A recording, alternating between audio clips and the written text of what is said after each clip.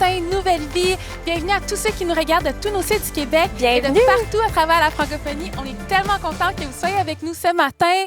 Vous êtes chez vous ce matin. Yes. Vous savez, Nouvelle Vie, c'est tellement une église communautaire de famille et on veut vivre ça en ligne avec vous. Alors, écrivez dans les commentaires d'où vous venez, écrivez bonjour, échangez entre vous des amen. On veut vous entendre. Yes! Vous savez, moi et Marie, on a grandi à Nouvelle Vie ensemble. On a vécu cet aspect de communauté-là, à l'éducation chrétienne, la jeunesse, les petits groupes Nouvelle Vie. Et on croit qu'on peut vivre ça en ligne avec vous aujourd'hui. Amen! Et c'est vraiment un plaisir pour moi d'être avec vous ce matin. Justement, je veux vous partager une petite pensée pour tous nos étudiants de niveau collégial et universitaire qui sont en fin de session présentement, en ce 25 avril. On pense à vous, on est avec vous, lâchez pas. Et pour tous ceux qui sont des anciens étudiants, peut-être de plus vieux étudiants, prenez le temps d'écrire en commentaire, envoyez-leur une dose d'amour, une dose d'encouragement parce qu'ils en ont clairement besoin. Aujourd'hui, on poursuit la série Catharsis, une série sur les choix. Et c'est pasteur Marc Lecomte qui va nous amener un message intitulé « Choisis d'aller jusqu'au bout ». Je sais pas pour vous, mais j'ai vraiment hâte d'entendre ce que Marc Lecomte nous a préparé. Moi aussi, j'ai vraiment hâte de l'entendre. Dans les dernières semaines, il avait fait des soirées théologie pour tous où il a approfondi différents concepts bibliques et c'était tellement intéressant. Ah, c'est vrai. Il a vraiment bien apporté ça. Puis moi, j'ai tellement été édifiée puis j'en ai beaucoup appris. Ah, t'as tellement raison parce que c'est tellement une chance pour nous, les jeunes, d'avoir des mentors spirituels comme Marc Lecomte qui nous enseignent sur tout leur bagage qu'ils ont appris au fil des années. Fait que c'est vraiment une chance qu'on doit saisir. Comme vous savez, nous sommes en direct sur nos 3 plateformes différentes, donc YouTube, Facebook et live.nouvellevie.com, où vous pouvez clavarder avec d'autres chrétiens qui écoutent la réunion en live. Exactement. Et pour ceux qui nous suivent pour la première fois, je vous explique un petit peu comment la réunion va prendre place. Donc, on va débuter avec un moment de louange avec notre équipe Nouvelle Vie Worship. Ensuite, Pasteur Claude, notre pasteur principal, va venir nous expliquer la vie d'église, donc tout ce qui prend place ici à Nouvelle Vie au cours de la semaine.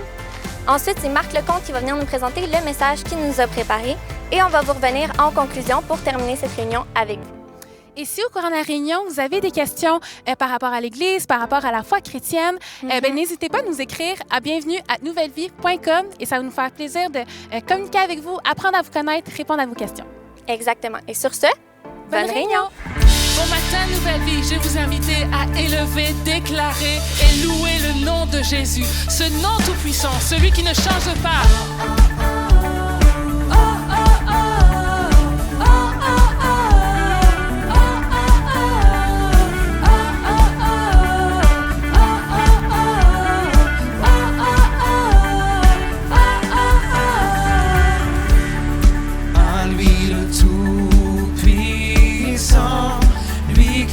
Change pas, à lui revient la gloire, notre hymne de louange.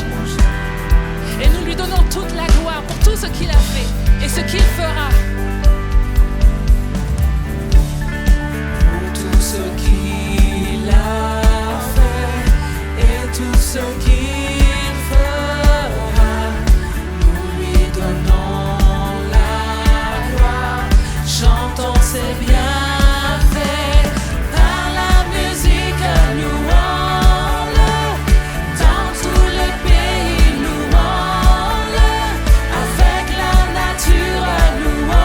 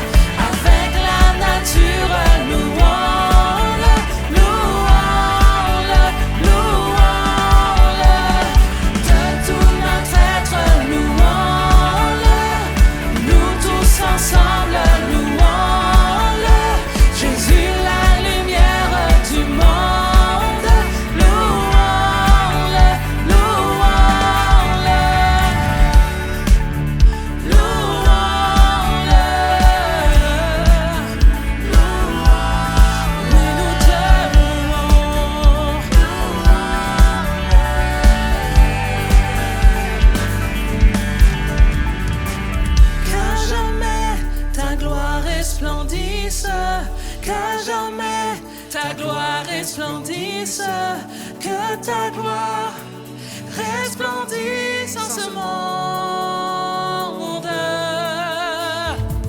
Qu'à jamais ta gloire resplendisse, qu'à jamais ta gloire resplendisse, que ta gloire resplendisse en ce monde. Qu'à jamais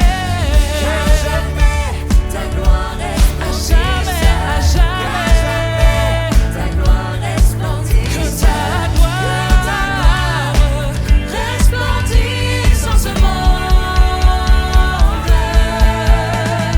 Par la musique louons-le, dans tous les pays louons-le, avec la nature louons-le, louons-le, louons-le, de tout notre être louons-le, nous tous ensemble louons-le.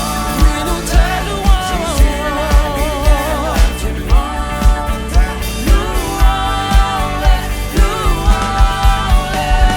Oh, oh, oh, oh, oh, oh, oh,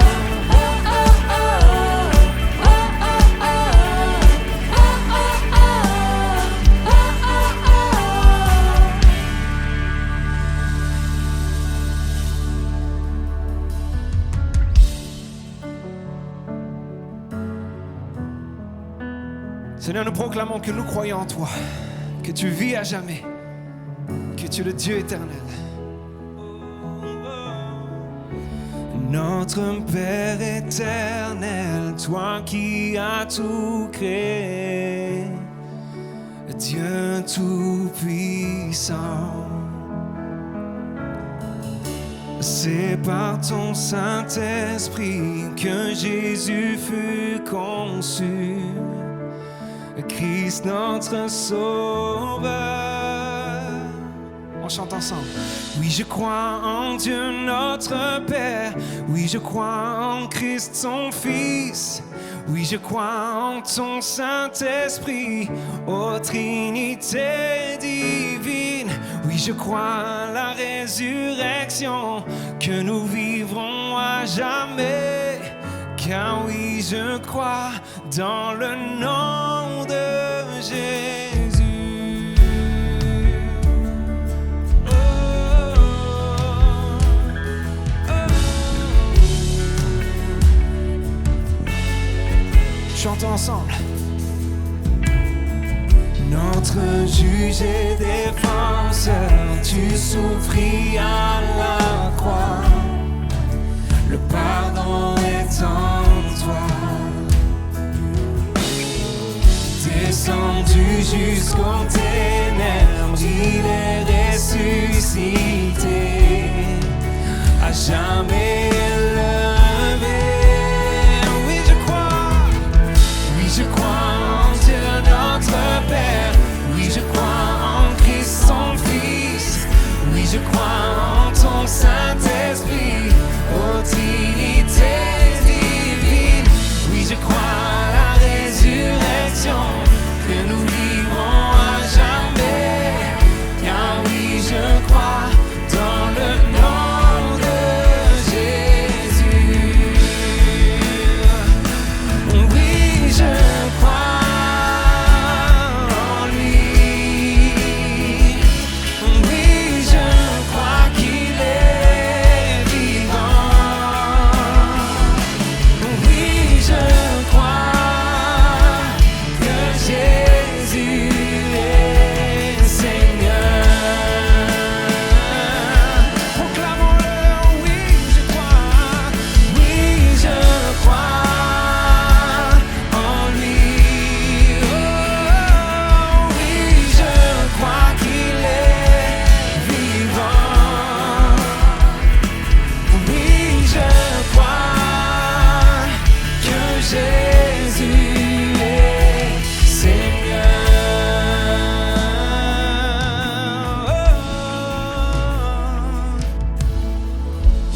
crois en Dieu notre Père. Oui, je crois en Christ son Fils. Oui, je crois en ton Saint-Esprit, ô Trinité divine. Oui, je crois à la résurrection, que nous vivrons à jamais. Car oui, je crois dans le nom de Jésus. Chante-le! Oui, je crois en Dieu notre Père. Oui, je crois en Christ son Fils. Oui, je crois en ton Saint-Esprit, ô Trinité divine. Oui, je crois à la résurrection, que nous vivrons à jamais. Car oui, je crois dans le nom de... Chante, oui, je crois. Oui, je crois en Dieu notre Père. Oui, je crois en Jésus-Christ son Fils, en Trinité divine. Oh, oui, je crois à la résurrection, que nous vivrons à jamais. Car oui, je crois dans le nom de Jésus. Car oui, je crois dans le nom de Jésus. Car oui, je crois dans le nom de Jésus.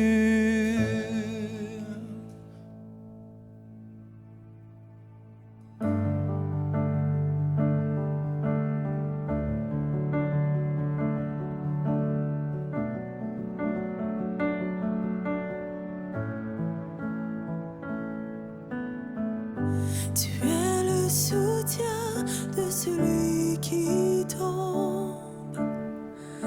Tu ouvres ta main et de bienfaits tu le combles. Tu es la victoire devant nos regrets.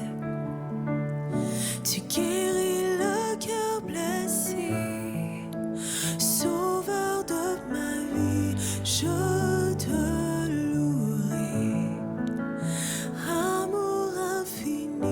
je chanterai l'immensité de ton nom, la beauté de ton pardon. Sauveur de ma vie, je te louerai.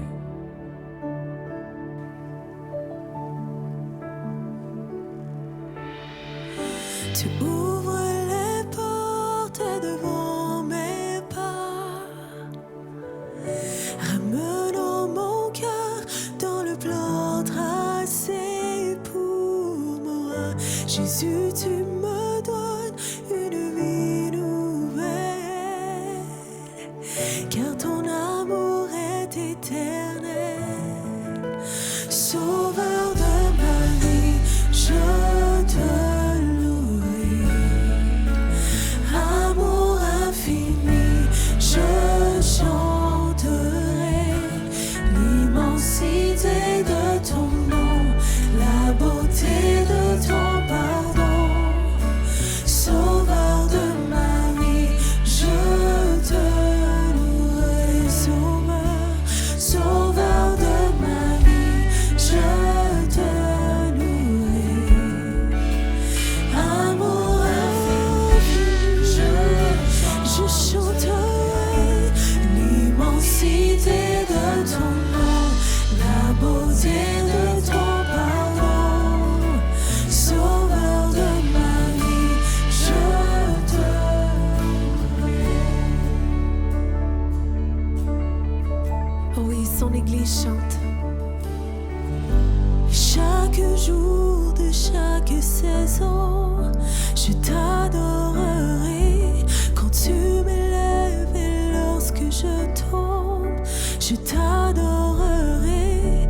Mon Rédempteur, mon Dieu, ma passion, je t'adorerai. Encore une fois. Et chaque jour de chaque saison, je t'adorerai. Quand tu m'élèves et lorsque je tombe, je t'adorerai. Mon Rédempteur,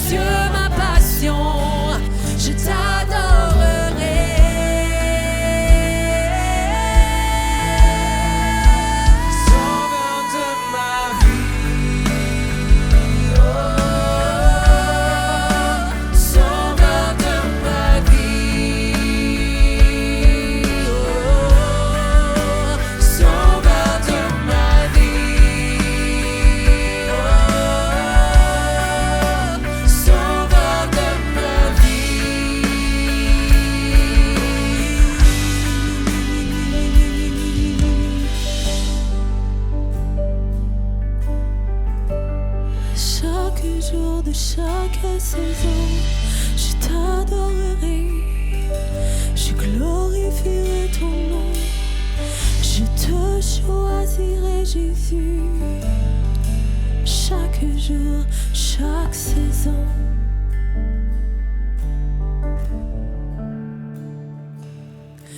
Prosternez-vous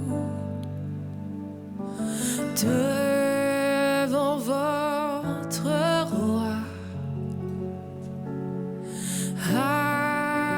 adorez-le de tout votre cœur.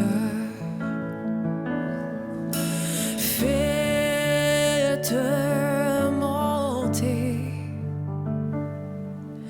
vers sa majesté des chants de gloire pour votre roi des rois. Prosternez-vous, prosternez-vous devant votre roi,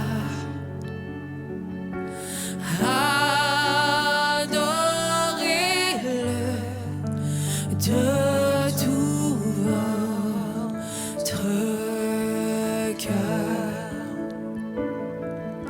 Faites monter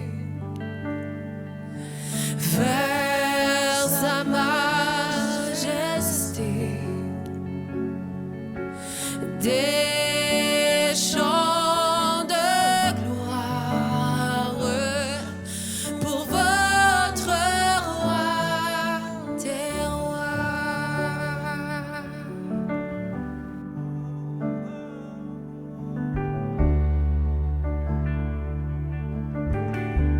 De tout mon être alors s'élève un chant. Dieu tout-puissant, que tu es grand. De tout mon être alors s'élève un chant. Dieu tout-puissant, que tu es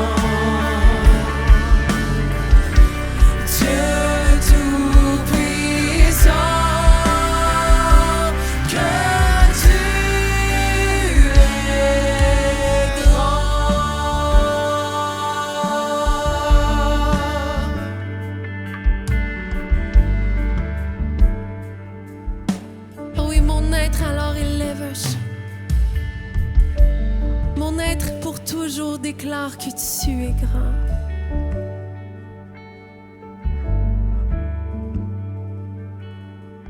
Rien n'égale à qui tu es, Jésus.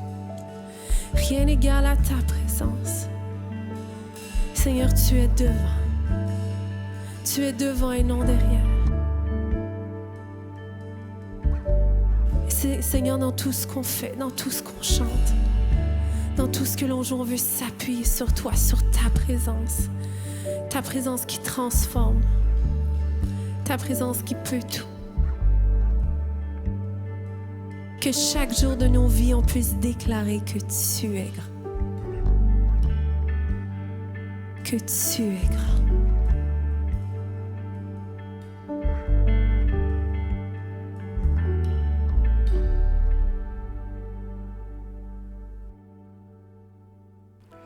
Bonjour, bienvenue à toute la famille Nouvelle Vie. Quel beau moment on vient de passer ensemble dans la présence de Dieu. Mais vous savez, nous nous préparons fébrilement.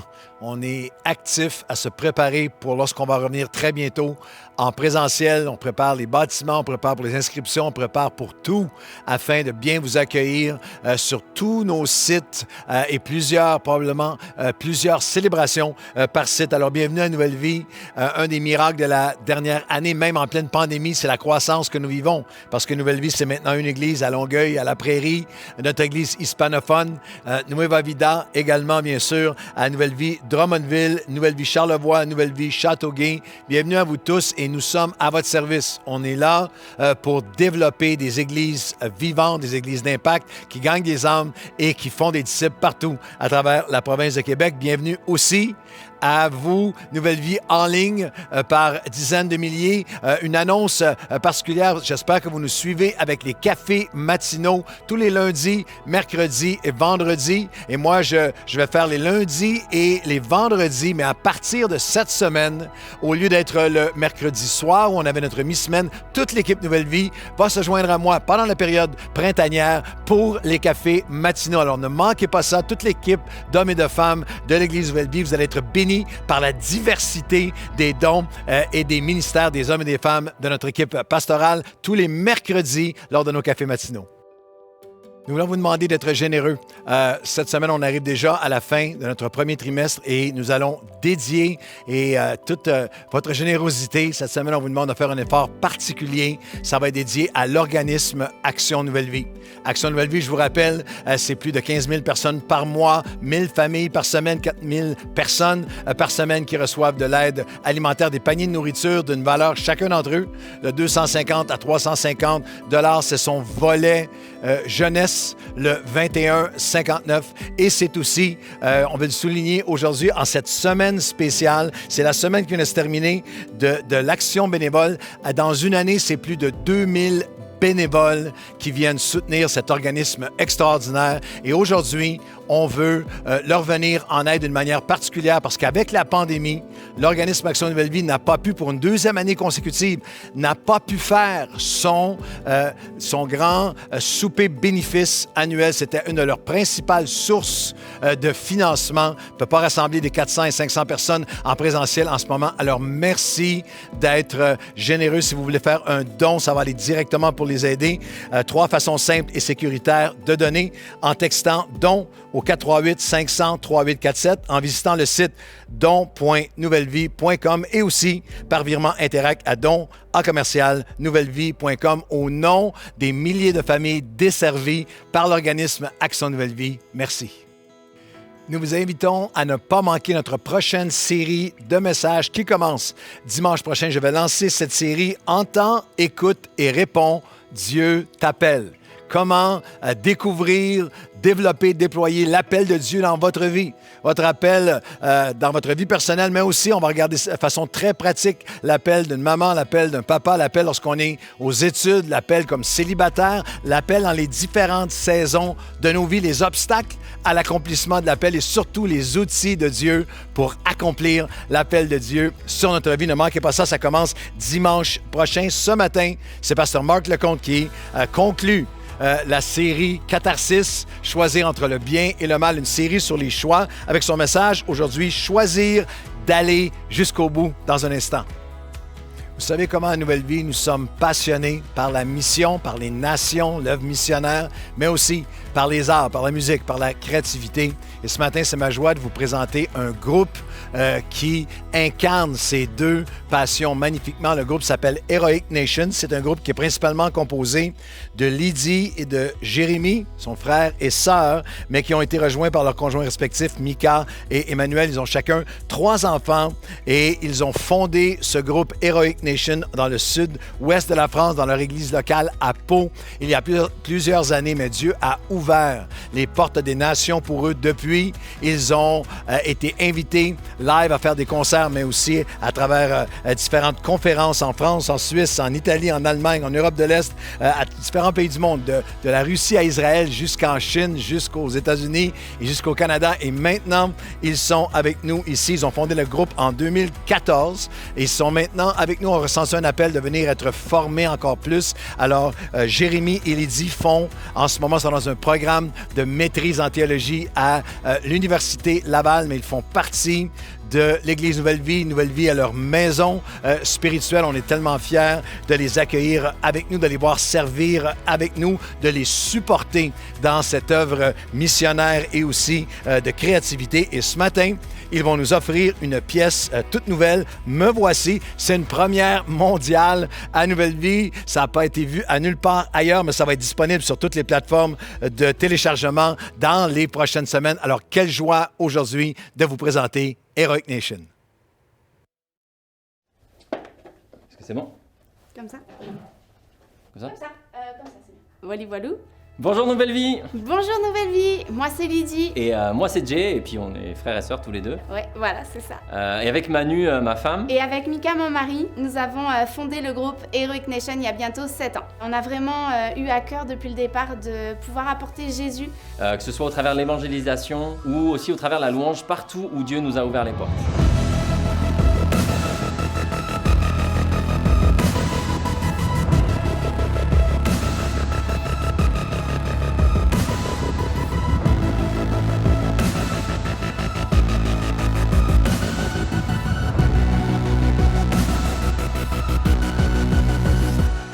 Aujourd'hui, on est vraiment reconnaissant, on est même vraiment ému. On est vraiment heureux et reconnaissant de faire partie de la famille Nouvelle Vie. Et on voudrait particulièrement remercier Pasteur Claude et sa femme Chantal pour leur cœur, pour leur encouragement, pour leur soutien constant depuis le départ, depuis qu'on a posé nos pieds ici. On voudrait vraiment simplement vous dire merci. Merci aussi à tout le comité pastoral de Nouvelle Vie pour leur vision sur notre ministère. C'est vraiment précieux.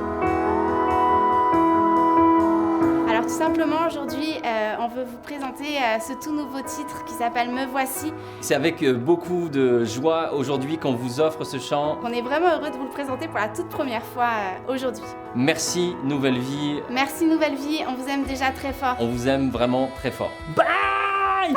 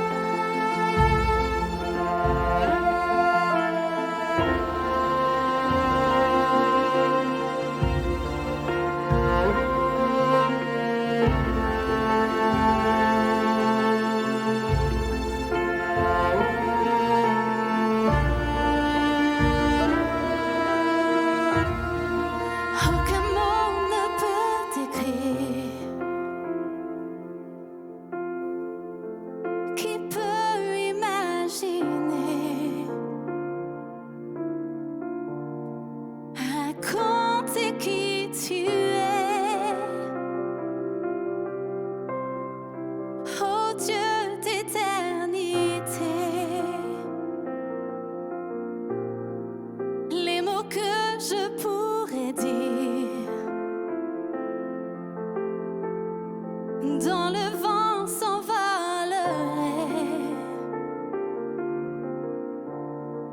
Que pourrais-je apporter à celui qui a tout créé?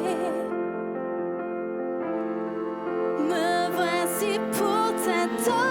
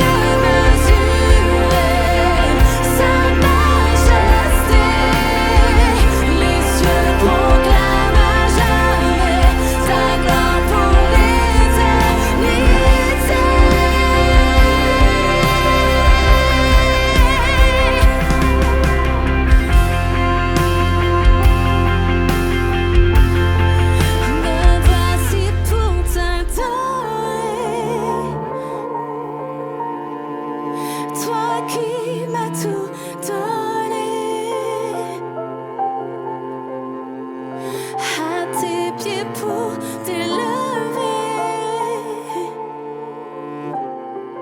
Tu règnes à tout jamais.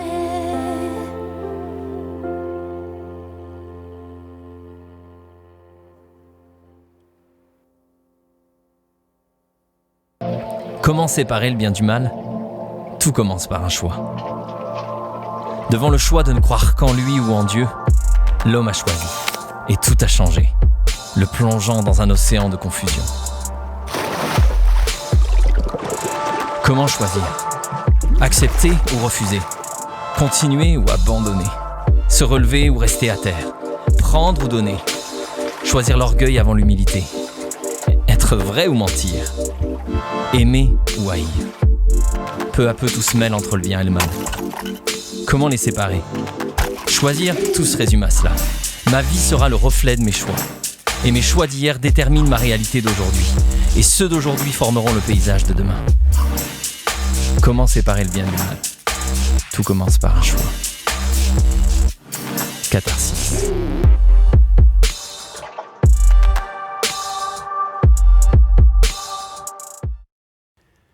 Bonjour, je suis heureux d'ajouter ma voix à cette série Catharsis, une série sur les choix, avec un message que j'appelle « Choisis d'aller jusqu'au bout ». C'est un message tiré de l'Épître aux Hébreux dans le Nouveau Testament de notre Bible, qui est un livre extraordinaire que j'espère que vous allez mieux comprendre et plus aimer après le message.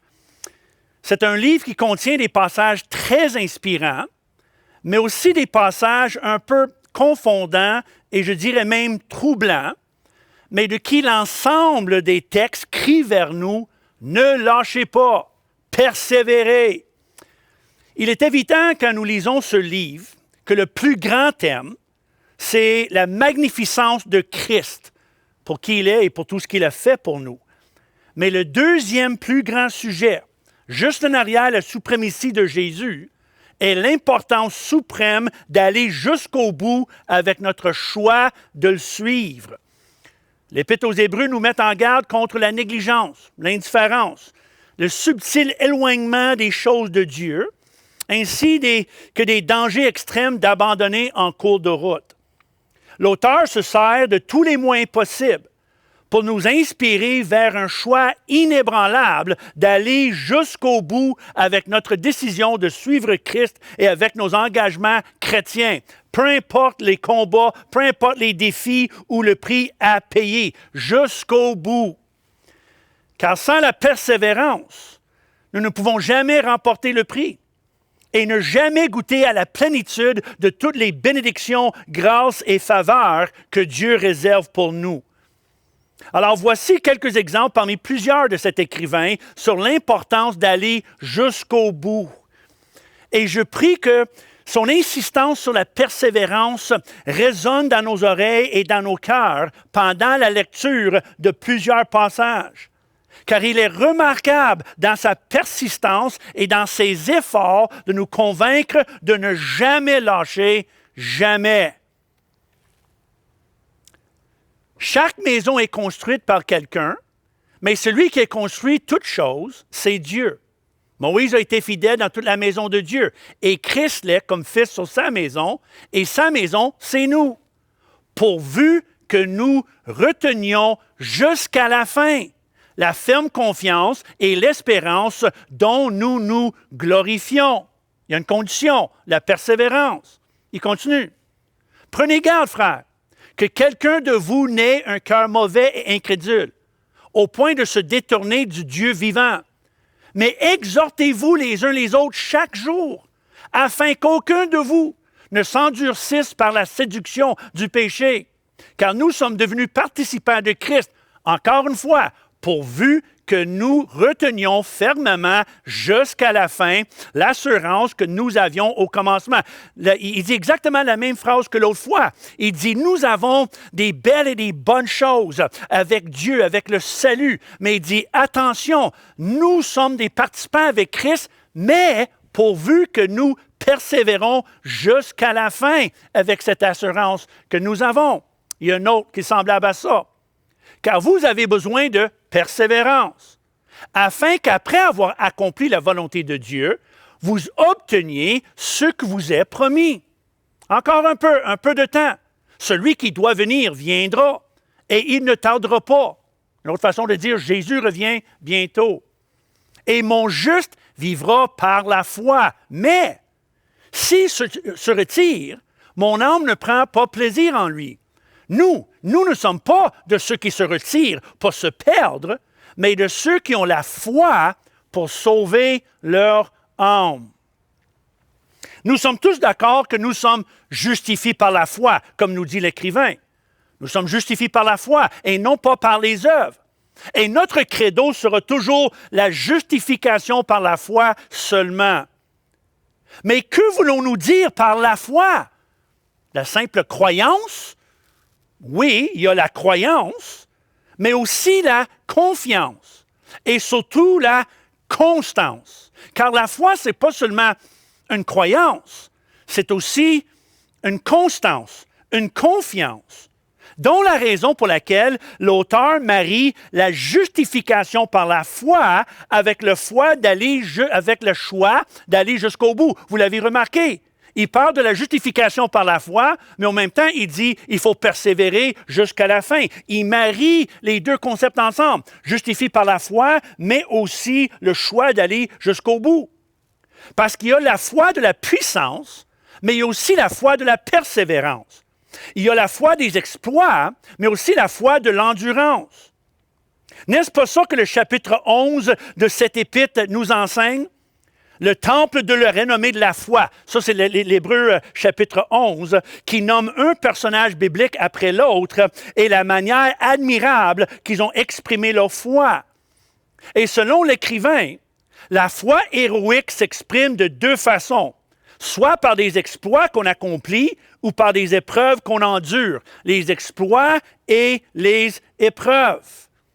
Nous sommes tous d'accord que ça prend la foi pour faire des exploits, mais ça prend encore plus de foi pour faire face aux épreuves et aux défis avec le courage, la grâce, la fidélité, la dignité et avec notre témoignage intact. N'est-ce pas ça que l'écrivain nous communique dans les dernières phrases de ce chapitre renommé, où il décrit clairement les deux facettes de la foi, les deux visages de la foi, si vous voulez, les exploits et les épreuves. Alors, remarquons la manière qu'il termine son chapitre et son écrit sur les héros de la foi. On l'a ici sur l'écran. Et que dirais-je encore? Car le temps me manquerait pour parler de Gédéon, Barak, Samson, Jephthé, David, Samuel et les prophètes, qui par la foi, vainqueur des royaumes, exerce la justice, obtint les promesses, ferme la gueule des lions, éteint la puissance du feu, échappèrent aux tranchants de l'épée, guérirent de leurs maladies, furent veillants à la guerre, mirent en fuite des armées étrangères, des femmes recouvrèrent leur mort par la résurrection. On appelle ça la foi des exploits. Les gens qui font des exploits par la foi, mais continue. Il y a une autre facette à la foi. Il dit d'autres furent livrés au tourment, n'acceptèrent point de délivrance, afin d'obtenir une meilleure résurrection. D'autres subirent les moqueries, le fouet, les chaînes, la prison. Ils furent lapidés, sciés, torturés. Ils moururent tués par l'épée. Ils allèrent ça et là vêtus de peau de brebis et de peau de chèvre. Ils racontent des vraies histoires, en passant des histoires historiques des prophètes et des personnes qui ont passé à travers des moments difficiles comme ça pour leur foi. Dénués de tout, persécutés, maltraités. Eux dont le monde n'était pas digne, errant dans les déserts et les montagnes, dans les cavernes et les antres de la terre. Tout cela, à la foi desquels il a été rendu témoignage, n'ont pas obtenu ce que leur était promis. Wow, impressionnant, merveilleux, admirable, la foi de ceux qui persévèrent. Ils ont enduré tout cela sans obtenir la promesse en plus. C'est pour ça qu'ils terminent. Ils ont vécu tout ça, puis ils n'ont même pas obtenu la promesse. Ils n'ont même pas obtenu une réponse à leur prière. Mais ils ont quand même préservé leur foi et leur témoignage. Pour cela qu'il ajoute, eux dont le monde n'était pas digne. Alors, d'un côté, nous avons la foi qui combat et l'autre, la foi qui endure. Les deux sont nécessaires dans la vie chrétienne. Parfois, dans la vie, il nous faut la foi qui obtienne, qui réclame, qui repousse, qui vaincre. La foi qui fait face à l'ennemi et refuse de lui céder un pouce. Ça, c'est la foi nécessaire pour la guerre spirituelle. La foi qui n'est pas passive, mais active, comme décrit dans la première partie de son paragraphe. Mais parfois, ce que nous avons besoin comme chrétiens est la foi qui endure, la foi qui persévère, qui demeure en place, même quand on n'obtient pas ce que nous croyons est promis. Ça, c'est la foi héroïque exprimée par le courage, la fidélité, la grâce, la force, la confiance face aux épreuves. À travers et pendant des situations douloureuses et intenses, devant la déception de ne pas obtenir ce que nous croyons avoir été promis ou ce que nous croyons que nous méritons. Et surtout quand nous vivons quelque chose que nous savons qu'on ne mérite pas.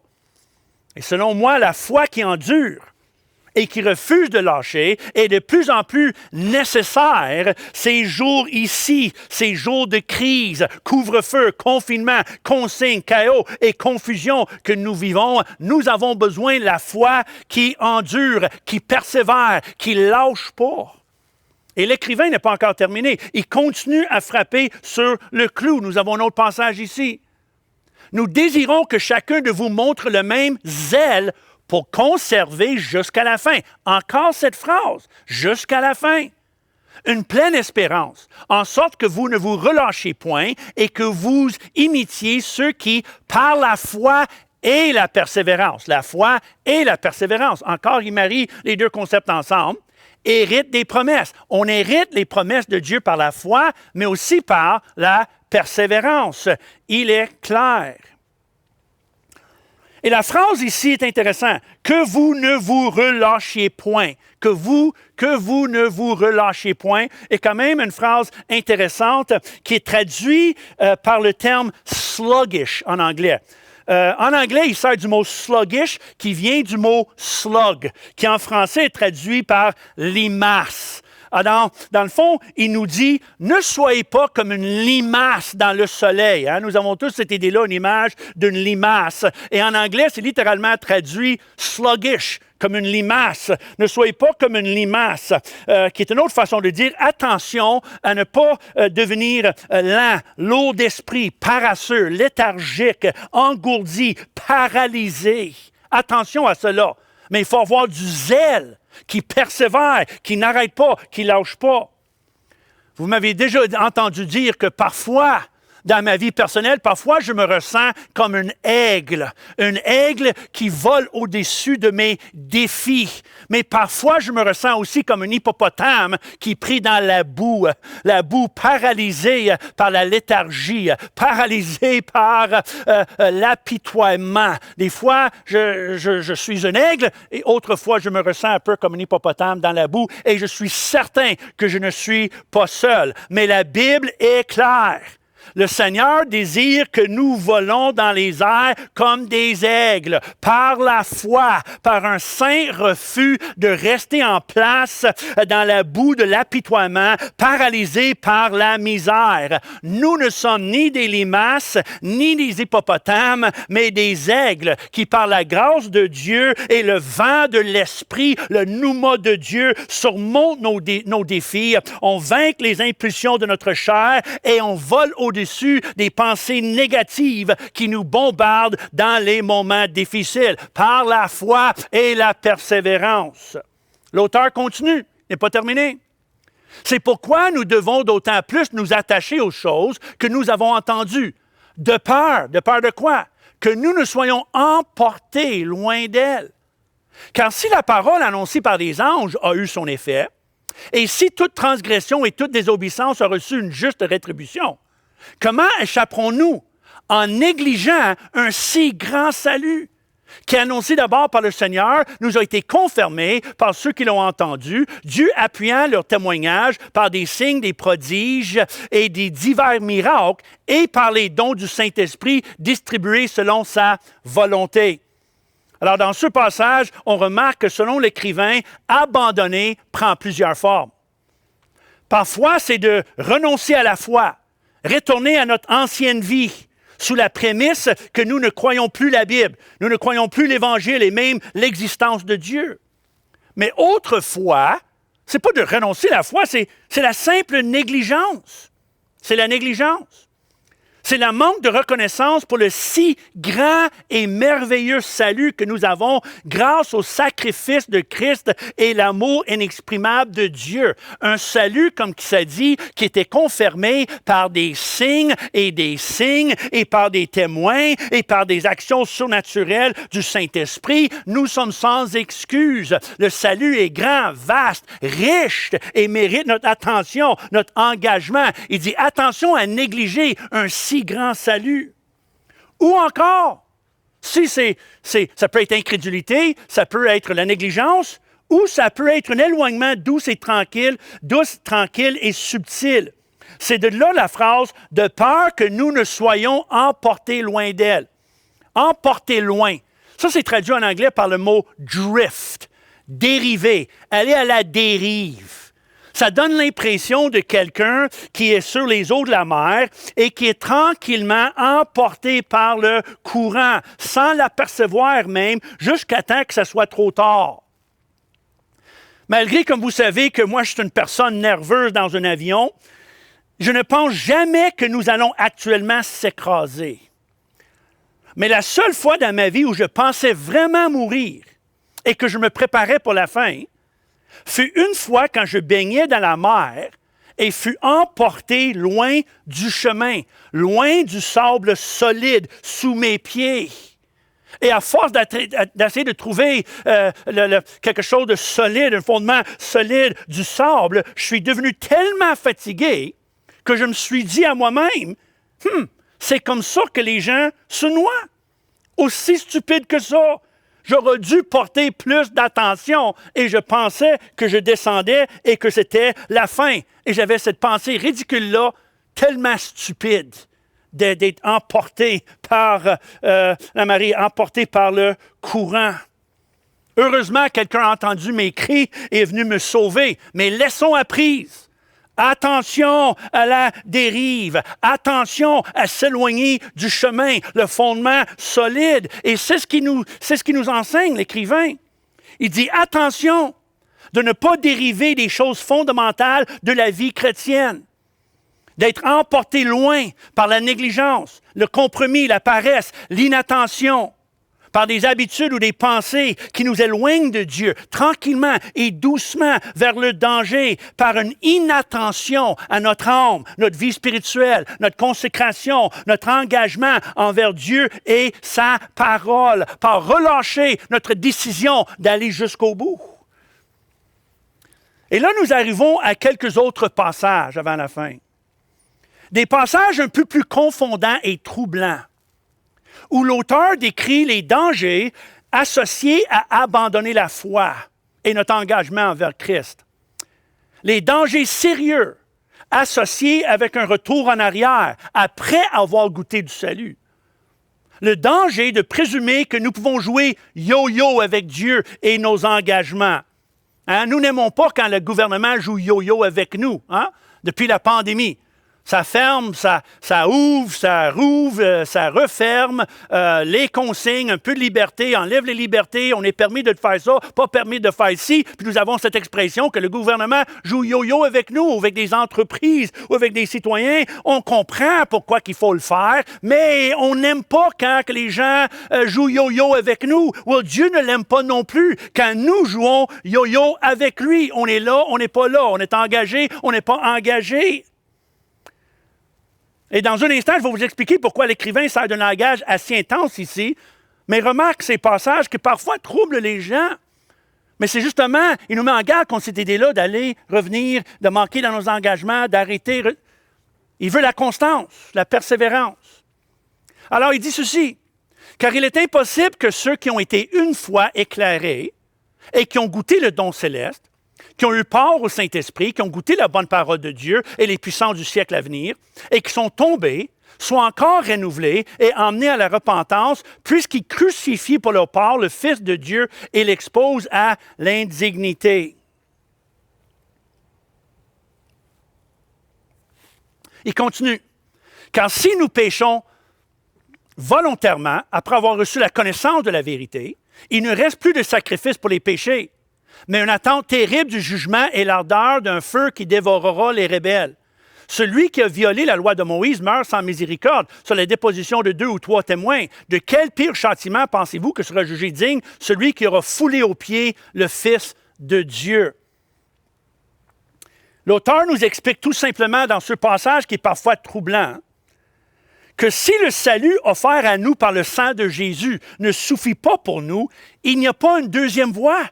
Il n'y a pas un autre moyen. Il n'y aura pas un autre sacrifice. Jésus ne sera pas crucifié pour nous une deuxième fois, une fois seulement. Mais comme il dit, si nous foulons sous nos pieds ce sacrifice par notre négligence ou incrédulité, si on rejette ce que Dieu nous offre pour notre salut, il n'y a plus d'espoir pour nous parce qu'il n'y a pas un autre moyen pour être sauvés. Et il répète un peu la même idée dans quelques autres passages, un peu semblables.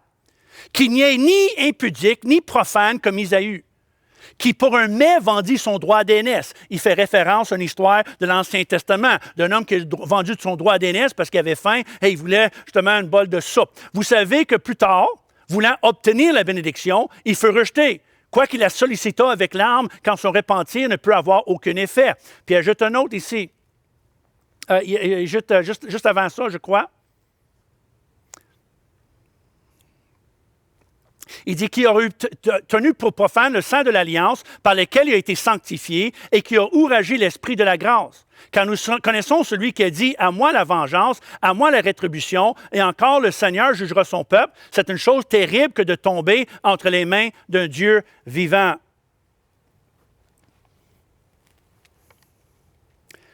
Qu'est-ce que ces passages ont tous en commun? Ils ont tous comme but de nous encourager d'aller jusqu'au bout avec Dieu, d'aller jusqu'au bout dans notre décision de suivre Christ, jusqu'au bout avec notre foi, jusqu'au bout avec nos engagements. Ce sont des passages qui nous décrivent l'horreur tragique d'abandonner la foi, mais aussi la récompense glorieuse de persévérer. Il nous met en garde contre succomber au doute et au découragement. Il nous défie de ne pas tomber victime de la crainte et les menaces de l'ennemi ou de la société, de tenir fort et ferme dans nos croyances et convictions et nos combats. Et la raison pour cela, et c'est ce qu'il faut saisir le plus pour bien comprendre l'Épître aux Hébreux, c'est que ce livre a été écrit pour une Église qui vivait la persécution féroce et intense sous l'Empire romain.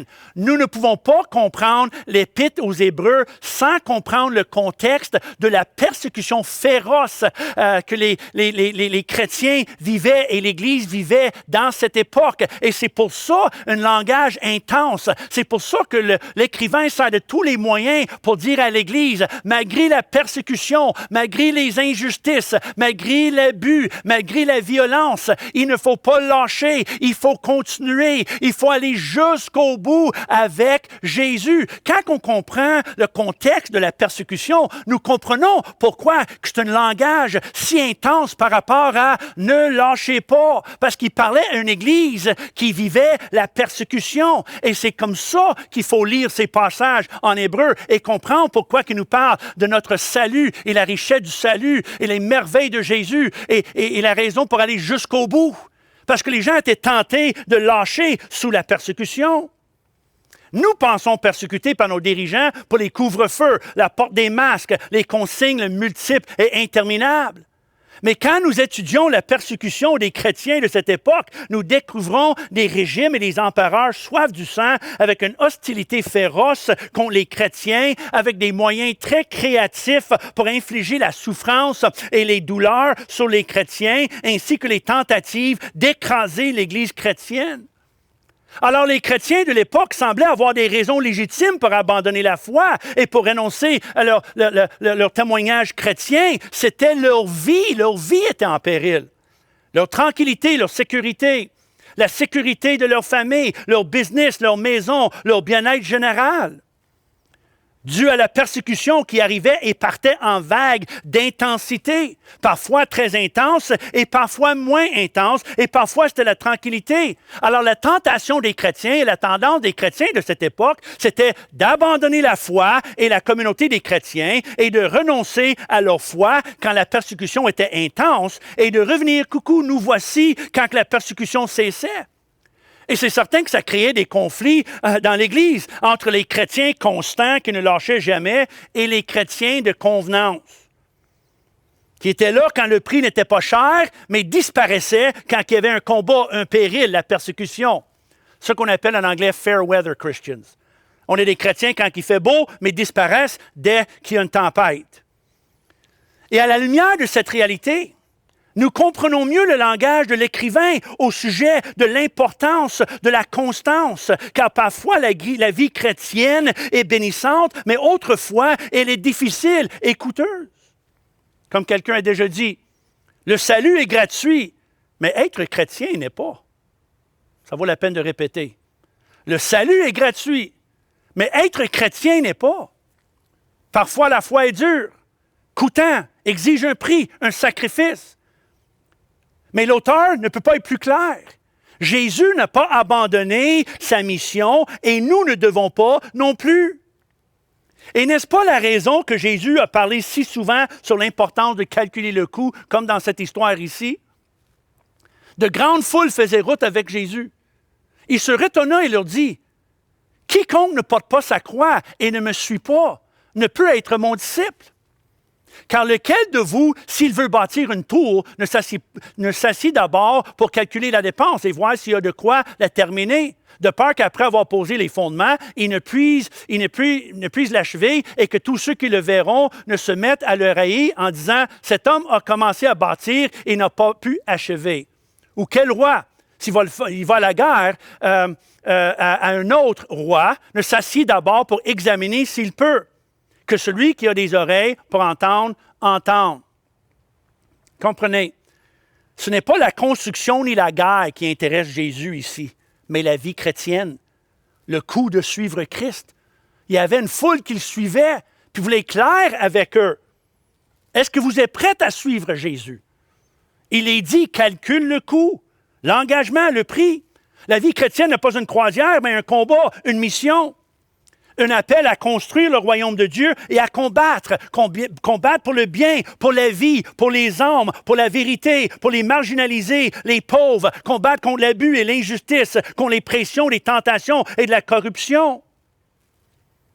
Et tout comme Jésus, l'auteur de l'Épître aux Hébreux se sert de tous les moyens possibles pour nous enseigner que nous ne pouvons pas jouer yo-yo avec Dieu, avec la foi, avec nos engagements. Nous ne pouvons pas arrêter mi-chemin, mi-combat. Mais comprenez quelque chose de très important.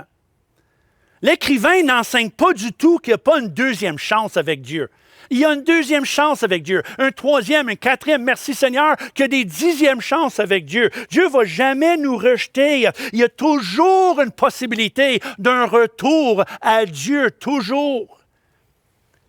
Mais il nous enseigne que la vie chrétienne n'est pas un jeu non plus. Il y a quand même des conséquences pour nos choix. Et le choix de ne pas aller jusqu'au bout avec Christ a des conséquences graves. Pour ceux-là qui servent des passages et des phrases comme « C'est une chose terrible de tomber entre les mains d'un Dieu vivant », pourquoi parler de cette manière-là? Parce qu'il parlait à un peuple qui avait peur des Romains, peur de la persécution. Mais là, c'est comme s'il disait « Mais vous avez peur des Romains, vous renoncez à votre foi par peur de la persécution. Qu'allez-vous faire quand vous êtes devant Dieu et avec votre éternité en jeu? » Nulle créature n'est cachée devant lui, mais tout est nu et découvert aux yeux de celui à qui nous devons rendre compte. Ça aussi est un passage que nous voyons en hébreu. Il dit, il faut avoir une vision plus loin que jusqu'à ce que vous vivez là. Ne lâchez pas. Un jour l'éternité.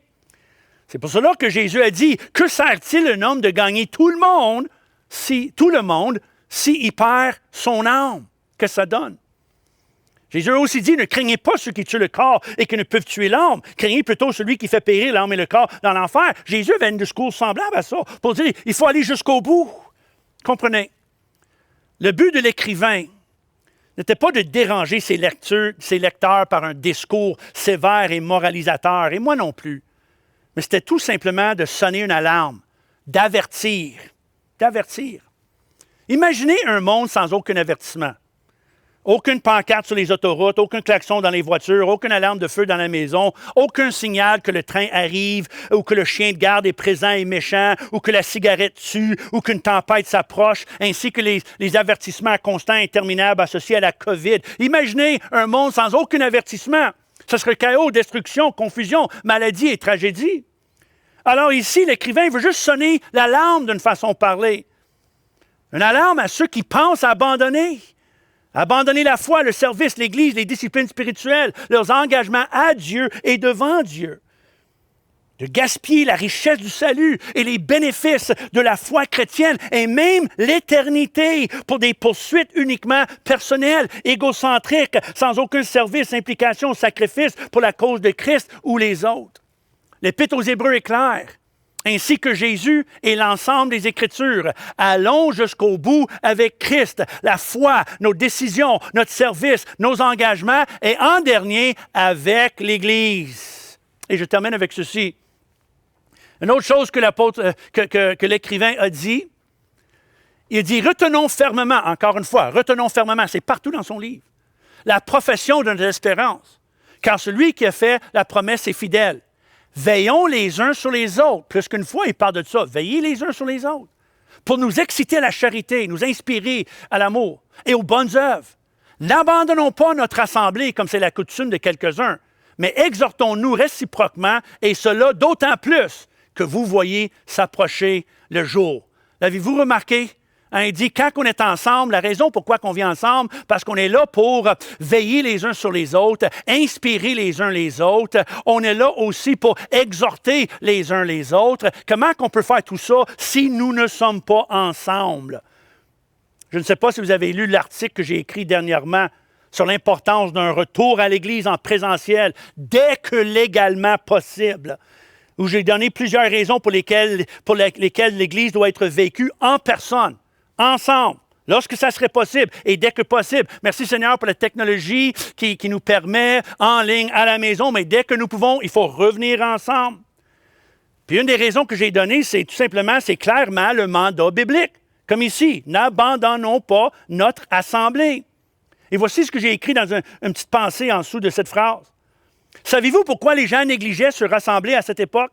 À cause de la persécution intense et féroce. Même face à la possibilité de perdre leur vie, l'écrivain biblique les exhorte de ne pas délaisser l'assemblée. C'est important à ce point-là. Savez-vous pourquoi que les gens aujourd'hui abandonneraient l'assemblée alors que nous aurons le droit de nous réunir, la commodité et le confort? L'habitude de rester à la maison sans les tracas qui viennent avec le fait de devoir se déplacer le dimanche matin, la convenance d'un dimanche inoccupé, la liberté et la possibilité de regarder la réunion au moment que nous voulons. Il est moins dérangeant de vivre l'Église dans notre salon à la maison avec un bon café à la main. À l'époque du Nouveau Testament, c'était la persécution qui décourageait les gens d'aller à l'Église. Pour nous, c'est le dérangement. L'auteur de l'Épître aux Hébreux sera surpris et déçu. Et moi, j'ajouterais ce matin, Jésus aussi, j'ai l'impression. Et quand je pense à tout ce que Jésus a fait pour moi, je ne veux pas qu'il soit surpris ni déçu par mes actions, mon abandon, ma manque de persévérance. Alors, plus que rien d'autre, que Jésus soit notre inspiration, notre motivation pour aller jusqu'au bout et ne jamais arrêter, abandonner ou lâcher. En terminant, faisons comme l'auteur nous dit.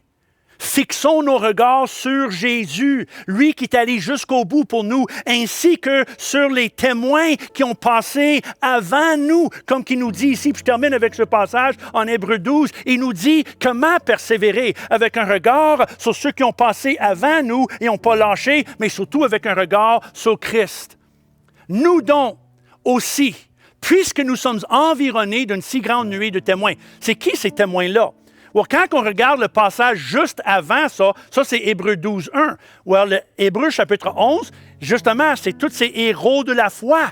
Alors, il dit, à la lumière de leur courage, à la lumière de ce qu'ils ont fait, et c'est juste, c'est juste une image. C'est pas comme si nous croyons que tous les morts sont là à quelque part puis nous regardent tout ce qu'on fait. Ça, c'est bizarre, ça. Ça, c'est pas biblique. On ne croit pas ça. Mais il dit d'une manière parlée, avec tous ces témoins, les personnes qui nous inspirent par leur histoire, rejetons tout fardeau et le péché qui nous enveloppe si facilement et courons avec persévérance dans la carrière qui nous est ouverte, ayant les regards sur Jésus, le chef et le consommateur de la foi, qui, en vue de la joie qui lui était réservée, a souffert la croix, méprisé l'indignité et s'est assis à la droite du trône de Dieu. C'est tellement bien dit. Et là, il dit encore ceci. Considérez en effet celui qui a supporté contre sa personne une telle opposition de la part des pécheurs, afin que vous ne vous lanciez point. L'âme découragée. Il dit, soyez pas découragés. Vous n'avez pas encore résisté jusqu'au sang en luttant contre le péché. Puis là, il ajoute juste un dernier. C'est de même Christ, qui s'est offert une seule fois pour porter le péché de plusieurs, apparaîtra sans péché une seconde fois à ceux qui l'attendent pour leur salut. La première fois que Jésus est venu, c'était pour porter nos péchés. C'était pour régler notre problème de péché. Mais la deuxième fois, la seconde fois que Jésus vient, ça va être pour assurer notre salut. Il vient pour nous sauver de cette terre. Les combats de la vie pour l'éternité. C'est l'assurance de notre salut. La première fois, pour régler notre problème de péché. La deuxième fois, c'est l'assurance de notre salut et notre éternité. Il n'y a pas une meilleure raison pour choisir d'aller jusqu'au bout avec Jésus que Jésus lui-même. Il est allé jusqu'au bout pour nous. Nous allons jusqu'au bout pour lui et avec lui, aujourd'hui, demain et un jour pour l'éternité. Seigneur, je prie que par ton Saint-Esprit, t'encourages le découragé. Seigneur, je prie que tu inspires chaque personne peut-être qui est découragée, l'âme découragée, qui a le goût, Seigneur, de lâcher, d'abandonner, Seigneur, ou de renoncer, ou à chaque personne peut-être par négligence. Seigneur, il est emporté loin d'où ce qu'il était un jour avec toi. Je prie que ton Saint-Esprit prend le message de l'Épître aux Hébreux, de cet écrivain inspiré pour nous encourager, peu importe les combats, les défis, les circonstances qui sont devant nous, mais malgré la crise et les pressions et les défis associés à la COVID et tout ce que nous vivons aujourd'hui. Seigneur, je prie pour une inspiration, que les paroles de cet écrivain, Seigneur, puissent nous inspirer, encourager, fortifier, d'aller jusqu'au bout dans nos décisions, notre foi, nos engagements, notre service, notre implication, Seigneur, dans le royaume de Dieu et dans l'Église. Je prie au nom de Jésus pour ta gloire et ton honneur afin que personne manque la gloire et la richesse de l'éternité avec toi, justifié par la foi et le sang de Jésus sur la croix. Merci ce que tu as fait pour nous. On va aller jusqu'au bout avec toi. Seigneur, je prie au nom de Jésus. Amen. Merci beaucoup. Que le Seigneur vous bénisse. Oui, je crois en Dieu notre Père. Oui, je crois en Christ son Fils. Oui, je crois en ton Saint-Esprit, ô Trinité divine. Oui, je crois à la résurrection, que nous vivrons à jamais. Car oui, je crois dans le nom de Jésus.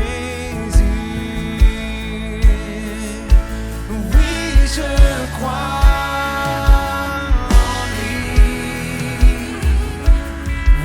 Je crois qu'il est vivant. Oui, je crois que Jésus est Seigneur.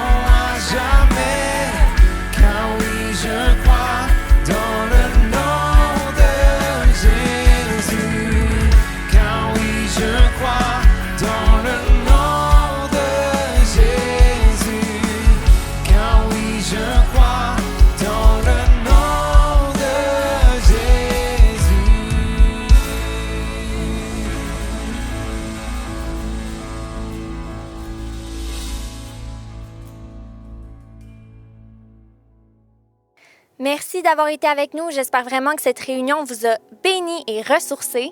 Oui, on veut vous lancer cette invitation-là cette semaine de prendre du temps intentionnel avec Dieu, de persévérer dans votre foi et dans votre marche avec Jésus. Amen. Partez pas trop vite parce qu'on a le Zoom directement après la réunion. Le lien va apparaître dans les commentaires. Vous pouvez vous connecter au Zoom pour échanger avec d'autres chrétiens qui ont écouté la réunion. Oui, exactement. Et on vous invite à rester connectés tout au long de la semaine également parce qu'on publie chaque jour du contenu varié pour toute la famille. Et pour nous, on se retrouve dès demain matin pour le café matinal avec Pasteur Claude. Sur ce, bonne semaine!